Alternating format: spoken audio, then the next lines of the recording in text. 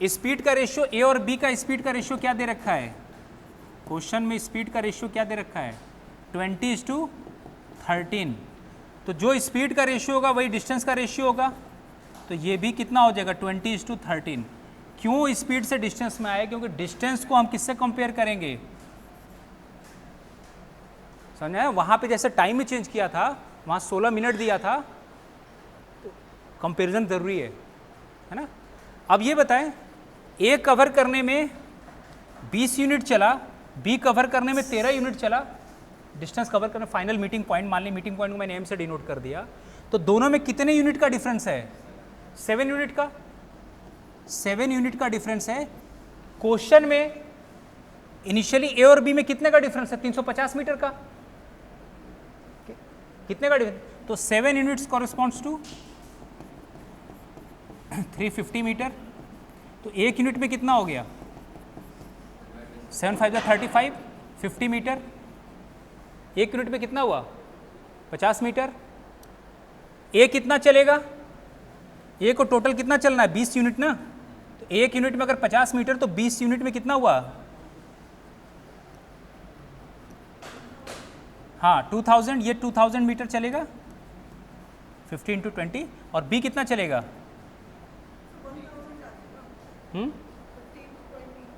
Sorry 1000 हुआ ना, हाँ वेरी गुड, यहाँ 1000 कर लेंगे, तो 50 × 20 है ना। हाँ 20 यूनिट में, एक यूनिट में अगर 50 मीटर तो 20 यूनिट में कितना हुआ? 1000 मीटर। और बी कितना चलेगा? 13 यूनिट। 13 × 50 कितना होता है? 650। हाँ 13 5 65 है ना, 650। तो ए चलेगा एक, और जस्टिफाइड भी है। ए यहाँ से यहाँ अगर 1000 मीटर चलेगा तो इस ये 685 चलेगा ना, क्योंकि 650 + 350 1000 होना चाहिए।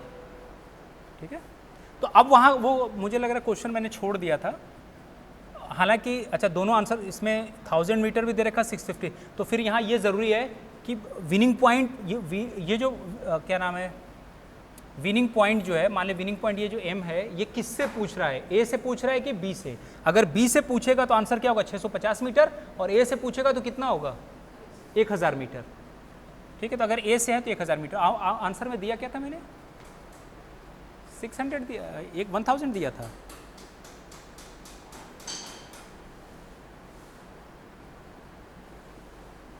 ठीक है, देख लेंगे वहाँ पे ना, ये थोड़ा सा देना पड़ेगा कि मतलब रेफरेंस पॉइंट किससे मेजर कर रहे हैं ना। ठीक है, तो कोशिश करेंगे इस तरह क्वेश्चन का इक्वेशन ना फ्रेम करना, जो आपको पीछे लेक्चर से बता चुका हूँ, उस अप्रोच से सॉल्व करने की कोशिश करें।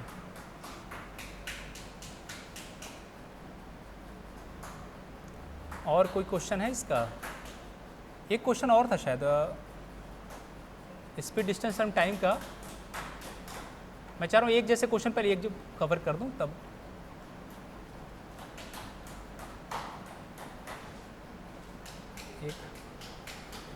हाँ एक ये क्वेश्चन है ना, स्ट्रीम का है, इजी क्वेश्चन है, कर लें इसको।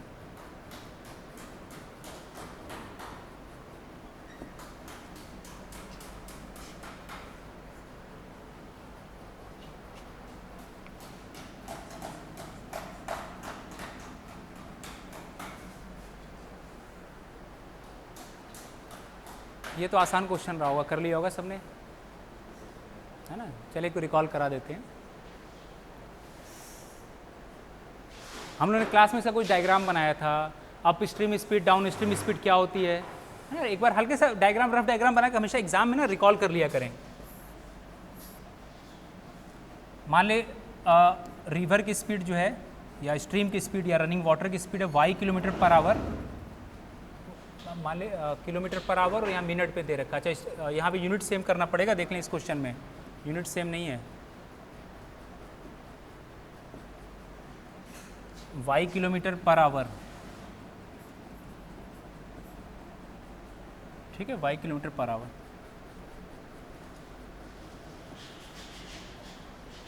और स्विमर या रोवर की स्पीड जो है,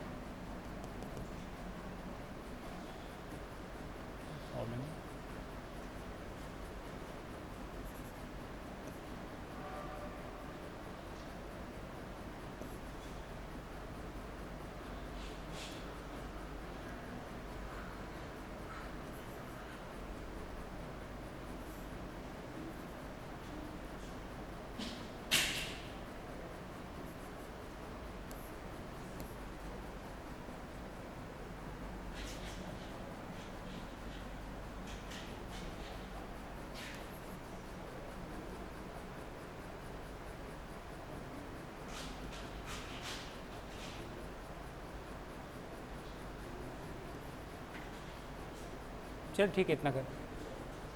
मान ली ये बोट या रोवर है, डायग्राम तो उतना सही नहीं बना। मान लीजिए वाई, ये x किलोमीटर पर आवर इसकी स्पीड है, x किलोमीटर पर आवर, और ये स्ट्रीम की स्पीड है, स्ट्रीम की स्पीड है ना। ये दोनों स्पीड ग्राउंड के रिस्पेक्ट में है। स्विमर या रोवर जो भी होगा, स्विमर या रोवर, ये डायरेक्शन है। x किलोमीटर पर आवर ये बोट की स्पीड है या रोवर की स्पीड है, जो भी दे रखा है, स्विमर जो भी कह लें। और ये y किलोमीटर पर आवर जो है ग्राउंड के रिस्पेक्ट में, ये स्ट्रीम की स्पीड है। तो डाउन स्ट्रीम स्पीड का याद है क्या मतलब होता था? डाउन स्ट्रीम स्पीड रिवर के डायरेक्शन में, तो x तो उसकी अपनी स्पीड है और y वही डायरेक्शन है, तो टोटल स्पीड क्या हो जाएगा? x plus Y kilometre per hour, या जो भी आपका इनने यूनिट ले रखा है मीटर पर सेकेंड, जो भी कोई एक यूनिट में कर लेंगे। यहाँ यूनिट चेंज करना ज़रूरी, क्योंकि ये किलोमीटर पर आवर, यहाँ मिनट है, तो यूनिट चेंज करना ज़रूरी है, ठीक है। और अप स्ट्रीम स्पीड याद है, अप स्ट्रीम स्पीड मतलब रिवर के डायरेक्शन के अगेंस्ट, तो x किलोमीटर पर आवर, ठीक है। तो अप स्ट्रीम स्पीड क्या हो जाएगा? x minus Y. अगर इस डायरेक्शन में जाना तो उसको अपनी स्पीड इससे ज़्यादा रखनी पड़ेगी, अदरवाइज वो ड्रिफ्ट करा ले जाएगा, है ना। X Y minus Y kilometre per hour. तो अब क्वेश्चन में क्या, देखिए यहाँ पे 3 तरह के क्वेश्चन बनते हैं, आपको बता दो, इन 3 तरह पे ज़रूर फोकस कर लेंगे। एक तो वो होगा कि जाने का और आने का टोटल टाइम दे रखा हो, जाने के लिए t1 टाइम लगा, आने में t2 टाइम। तो टाइम होता है डिस्टेंस बाय स्पीड, जाने के लिए डाउन स्ट्रीम स्पीड, आने के लिए अप स्ट्रीम स्पीड। वो या फिर हो सकता है जाने और आने का टाइम का डिफरेंस दे रखा हो, या तीसरे क्वेश्चन में दोनों के दोनों के जाने और आने का मतलब डिफरेंस भी ना दे रखा हो और सम भी ना दे रखा हो। तो वैसे क्वेश्चन में डिस्टेंस तो जाने और आने का सेम होगा, तो फिर हम डिस्टेंस इक्वेट कर देते। 3 तरह क्वेश्चन यहाँ बनते हैं, जिनमें से ये एक क्वेश्चन मैं करा दे रहा हूँ, ये डायग्राम हो गया। अब देख क्वेश्चन में क्या लिखा है, in stream that is running at 2 kilometre per hour, Y की वैल्यू कितना दे रखा है? 2 किलोमीटर पर आवर। यूनिट बाद में कर लेंगे, पहले लॉजिक समझ लें। अब van goes 10 kilometre upstream, है ना, 10 kilometre upstream and comes back to the starting point in 55 minutes. मान लीजिए यहाँ पर उल्टा दे रखा है, तो टोटल टाइम जाने और आने का टोटल टाइम कितना है? 55। मतलब ऐसे समझे कि t1 मान ले अगर अप स्ट्रीम है एंड कम्स बैक, हाँ, तो ये जाने और आने का total time t1 plus t2 कितना दे रखा? 55 मिनट्स।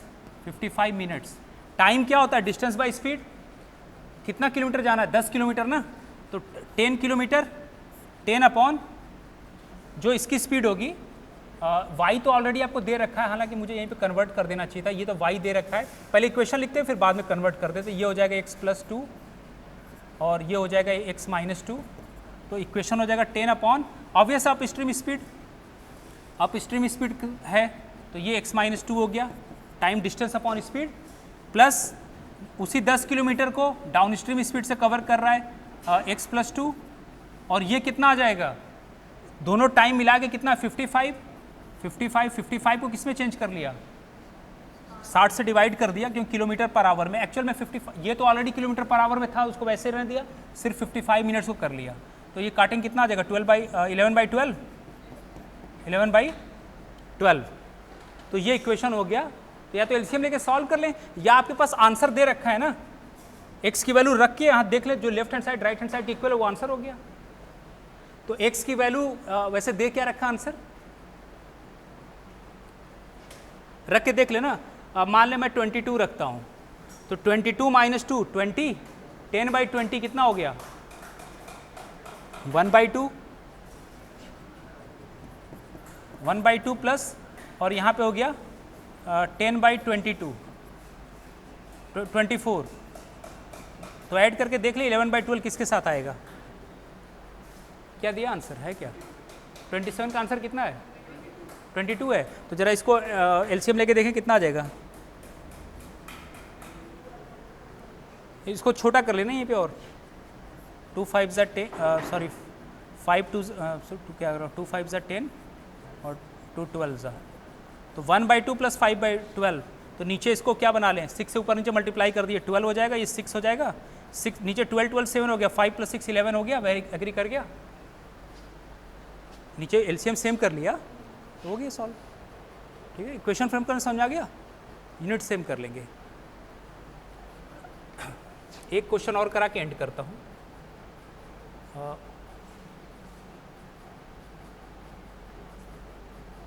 एक्चुअल मैं इस तरह करा रहा हूँ कि इसमें जो एक जैसे क्वेश्चन है उसको एक साथ कर ले, वरना बहुत आपको वेरिएशन मिलेगा। एक बार नंबर पे आ गए फिर नंबर सिस्टम पे, फिर वो सही तरीका नहीं होता। एक क्वेश्चन ये कर ले, क्वेश्चन नंबर 10।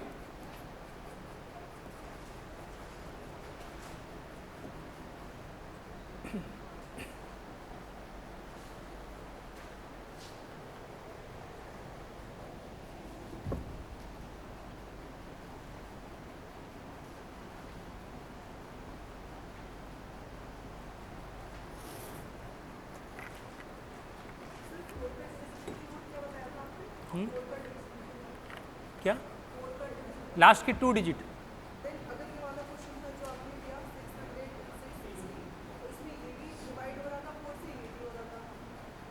फोर से डिजिट मैंने दिया था क्या कोई क्वेश्चन?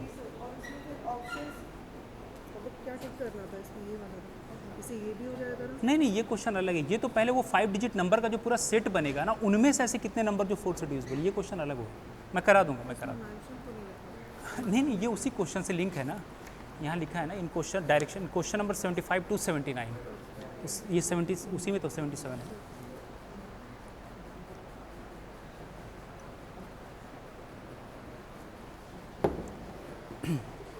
हो गया था सबसे ही क्वेश्चन। इस तरह के 4 क्वेश्चन कराए थे लास्ट ईयर के पेपर में, सोल्यूशन में भी कराया था, जिसमें से 2 डायरेक्ट आए थे पिछली बार पेपर में।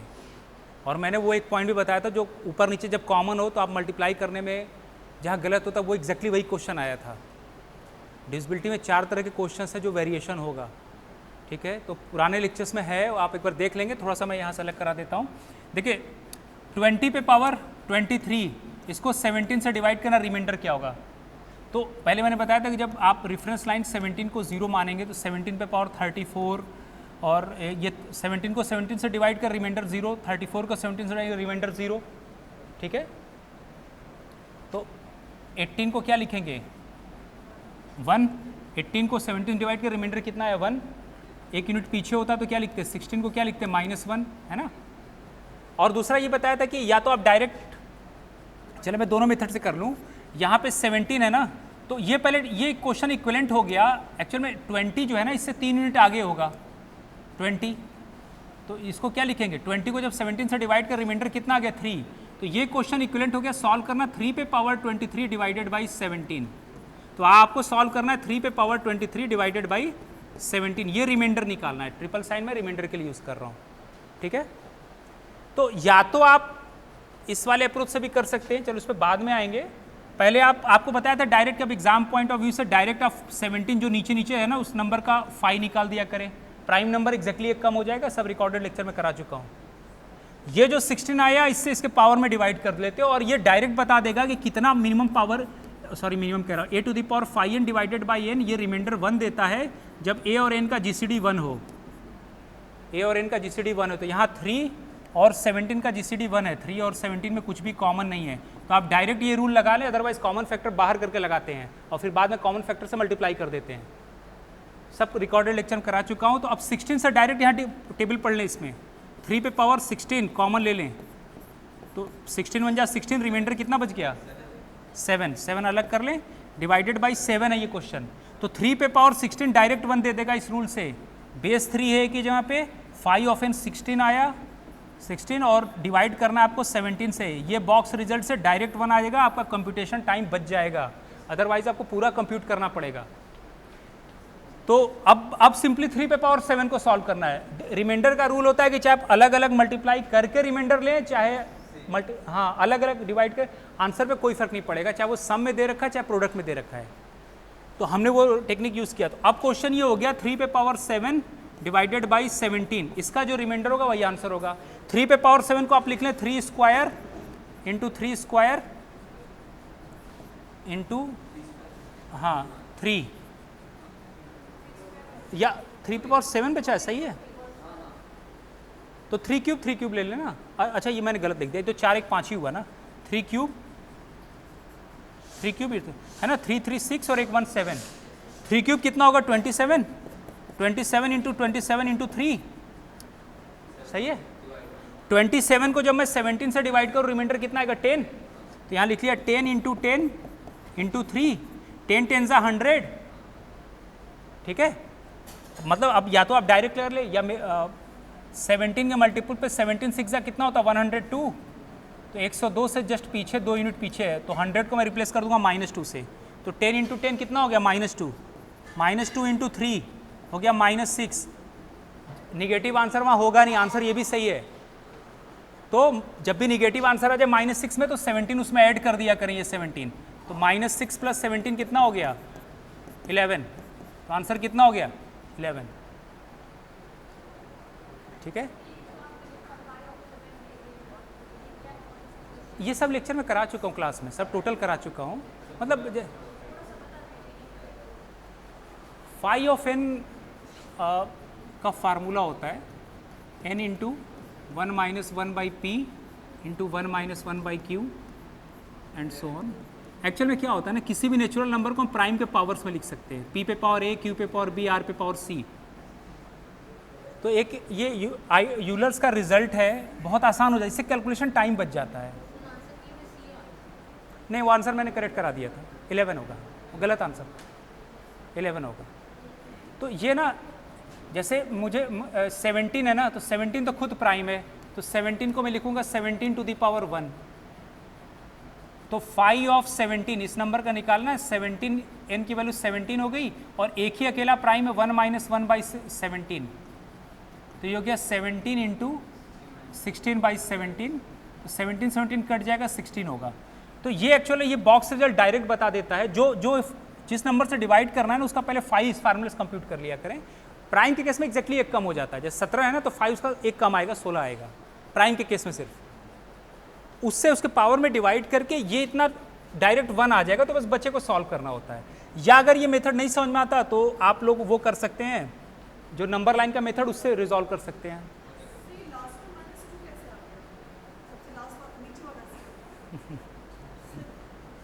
अच्छा ये होता है 17 6 ज़ा कितना होता है 102, 102 को 17 से डिवाइड कर रिमाइंडर 0, 102 से 2 यूनिट पीछे है ना 100, -2 लिख देंगे। मतलब आप किधर से भी कंप्यूट करें आंसर पे कोई फर्क नहीं पड़ेगा। ठीक है। अच्छा कुछ नहीं समझ में आता ना, ये तो मैंने सिर्फ प्रैक्टिस कराने के कर दिया। ये 10 10 3 पूरा मल्टीप्लाई कर लेंगे और डायरेक्ट 70 डिवाइड, अब ये तो कर सकते हैं 300 को 17 से डिवाइड कर दें, आंसर आ जाएगा। वो तो प्रैक्टिस कराने के लिए मैंने बता दिया, सब क्लास में नेगेटिव रिमाइंडर कॉन्सेप्ट करा रखा है। या दूसरा ये कर सकते थे ना, यहीं पे 102 आ जाएगा ना।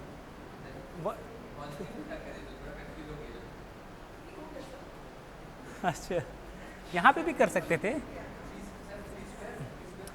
हाँ नहीं ऐसे कर लेना 3 cube into 3 cube into 3 cube कितना हो जाएगा 27, तो हो गया 10 इंटू 10 या 3 पे पावर 4। यहाँ पे ऐसे 27 था तो 27 को हमने लिख दिया 10 इंटू 10 इंटू 3, तो 300 आ गया था। 300 को 17 से डिवाइड करेंगे, रिमाइंडर कितना आएगा, डायरेक्ट डिवाइड कर लें, 17 1 जा 17, कितना बचेगा। मेरा कैलकुलेशन ये सब सॉल्व करते हैं, मैं खुद इस तरह यूज़ नहीं करता, आप लोग मुझसे ज़्यादा फास्ट करें कर लें कैलकुलेशन। तो 17 1 जा, हाँ 17 हो गया, 13 बच गया ना, 130 में दोबारा डिवाइड दें, कितने टाइम जाए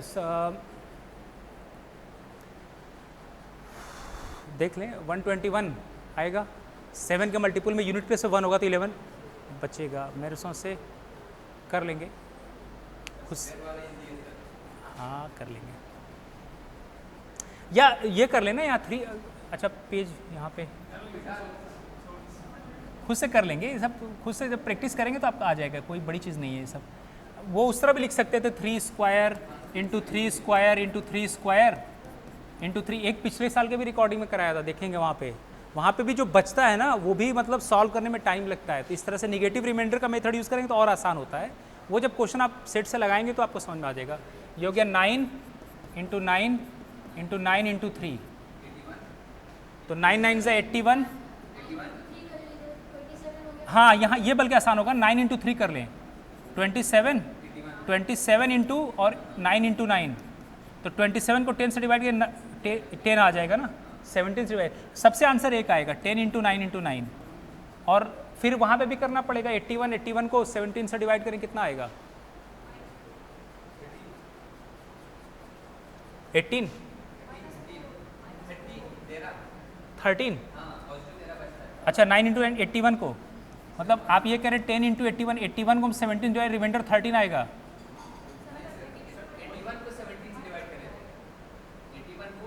डिवाइड रिमाइंडर 13, हाँ तो उससे भी आंसर आएगा, फिर 10 इंटू 13 हो गया, ये 130 आ तो गया, 130 को फिर 17 से डिवाइड करेंगे, रिमाइंडर 11 ही आएगा। वो आप कोई भी मेथड यूज़ करें वो आपके ऊपर है। आप मुझे तो नेगेटिव रिमाइंडर से सॉल्व करने की आदत है, ठीक है, तो हम लोग वही यूज़ करते हैं क्योंकि रेगुलर मेथड थोड़ा सा बोरिंग लगता है। तो मेन 5 मतलब 5 वाले मेथड से ना आपका टाइम बच जाएगा, मैं इसलिए कहता हूँ थोड़ा सा वो देख लेंगे। जैसे देखिए इस बार 3 क्वेश्चन आए हुए हैं, एक तो जो पूछा है कि 10 टू द पावर 10 ईयर्स बाद कैलेंडर का कौन सा दिन होगा, तो एक्चुअली यही क्वेश्चन तो है, वो भी तो नेगेटिव मतलब रिमाइंडर का ही क्वेश्चन है। वहाँ 7 से डिविजिबिलिटी देंगे, ऑड डेज वहाँ 10 टू द पावर 10 में 7 से डिविजिबिलिटी देंगे, वो सब क्वेश्चन मैं नेक्स्ट क्लास में कराऊंगा। कैलेंडर के पहले 35-36 साल के जो क्वेश्चन मैं सब क्वेश्चन बैंक कलेक्ट कर लिया है, पूरा कंप्लीट करा दूंगा।